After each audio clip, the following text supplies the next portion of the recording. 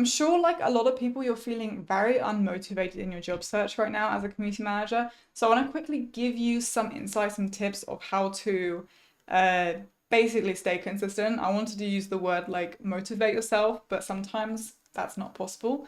And because the nature of finding a role is all about consistency, I think like how to stay consistent rather than continuously stay motivated is just more realistic. Now, if you want some really deep insight on like where you are right now and where you kind of what you need, like in your job search as a community manager, as usual, I have the free quiz in my description and feel free to use that and get some really helpful resources. Now, tips on consistency, staying consistent. I think the easiest thing that stops us is really like the emotion behind it. And I know it's completely human. I'm not saying cut out all your emotions, and don't be sad when you get rejected. Like you're gonna be upset when you're rejected. It's gonna happen. First of all, you need to kind of set these beliefs and reframe these beliefs for yourself. So some common kind of beliefs that would be limiting you in your job search would be very much like, if I'm rejected, I'm not enough, I'm not good enough, right? The reality is you will be rejected. It is part of the process. And it happens to every single person right now who is in the same boat as you, right? It's happening to everyone. So just remind yourself it's not personal.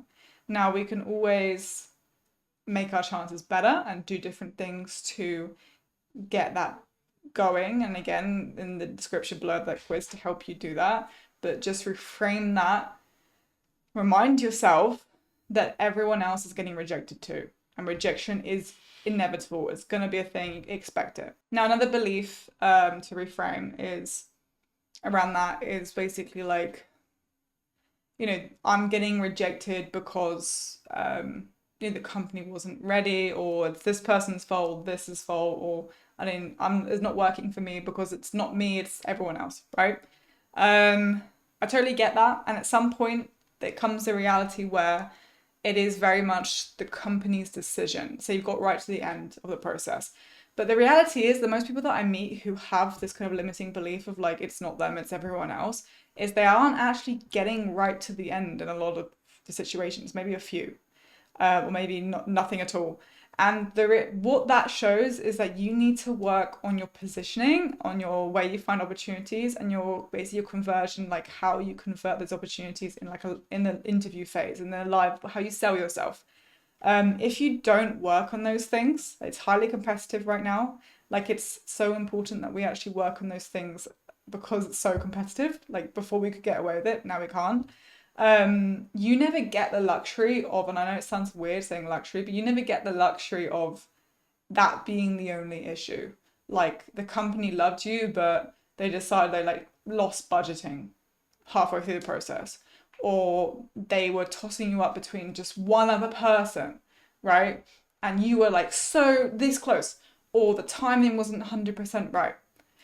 You want to be at that stage like every single time because that means you're so close to getting it. It means you're doing pretty much everything right?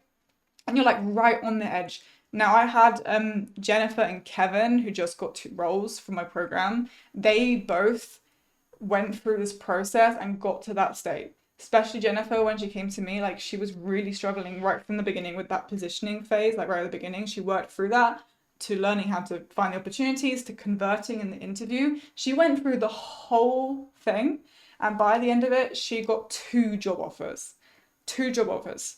And that was a long process for her. Like it was a lot of learning. And the reality is she could have blamed everyone else. Like she was, I think, looking for around 8 months when I met her, and we decided to work together and help her. But she could have easily blamed everyone else. And like, why is this not happening? I don't know, maybe this, maybe that. But the reality was she wasn't close enough yet to consistently get to the point where you can sit back and be like, I have done everything I possibly can to help myself in this application, and now it's on them. So that's why it comes down to consistency. You need to be consistently bettering yourself and think of it more like, I need to learn these skills so I can consistently get to the end. Not just, I'm good enough. I don't know why it's happening. Maybe it's just everyone else, right? It's yes, there are things that happen with companies, and that's just inevitable. You can't control that. So focus on controlling what you can actually control. Next, tracking opportunities. So every time you find an opportunity and you apply, put it in a sheet. When that moves on to an interview, record that in the same sheet with that same role. Put in your CV you applied for, your resume, all the details, copy and paste the job description in case it ever disappears and you need to reference it again. Track the ones you didn't get, what you do get, and track how many you apply for in each day. You know, aim, if you're doing this full time, finding a role full time, maybe you're unemployed completely right now, you should be treating this like a full time role, especially if you're really desperately need something right now, which a lot of people are in that position. I know it's hard, I know it's really tiring, it's not easy at all, but taking away the emotional aspect of it, like, for example, if you're only applying to ones that you're like the dream roles ever, that's great if you're allowed to kind of pick and choose and you're not feeling like you need something right now. But by recording this in a sheet and recording everything, they basically comes down to kind of numbers more than, oh my God, I love this role, I really, really want it. Let's sit there, wait a week, see if I get it. Like, I think I'm going to get this one, then it doesn't happen. That's more devastating because you feel like the kind of rejection feels harder because you haven't done all of this other stuff right around that. Like, if you apply to your dream place and apply to, in that same week, 20 different other ones, if you get rejected from that dream place, you know that you have 20 other ones that you've applied for that week, and that could potentially be a yes, right? Opposed to you apply to just one dream role, maybe they take 3 weeks to even get back to you and you don't even get an interview. You feel like, oh my God, what have I been doing this whole time? I'm right at the beginning again.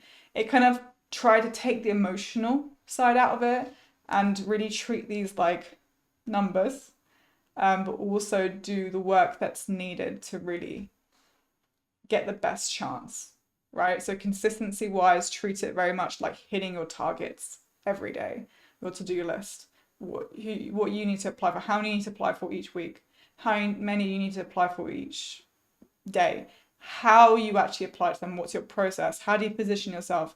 Like, it needs to be a system. And this, for some people it's going to be really obvious, some people it's not, but make sure you do have breaks. Like, I get it, when you're applying to roles, there technically is never an end. Like, you could be working 24/7, even the weekend, like, it never sleeps.